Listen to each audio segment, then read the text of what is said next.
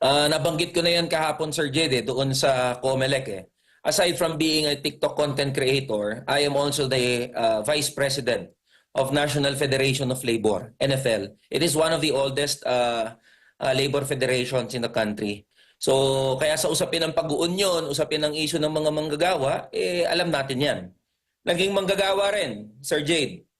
So, before I became full-time na union organizer, naging manggagawa tayo sa mga non-government organizations. Kaya alam natin yung buhay ng pagiging minimum wage earner. Alam natin yung buhay ng pagiging commuter. Alam natin yung buhay ng isang ordinaryong manggagawa na pinagkakasya yung kanyang sahod from paycheck to paycheck.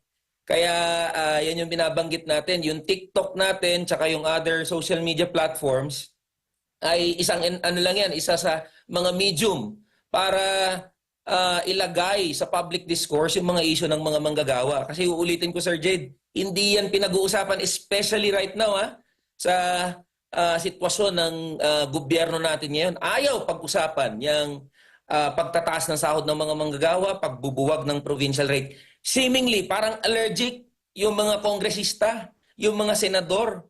Ayaw man lang pag-usapan yan. Opo. So yun, Sir Jade. Oo, bago ko lang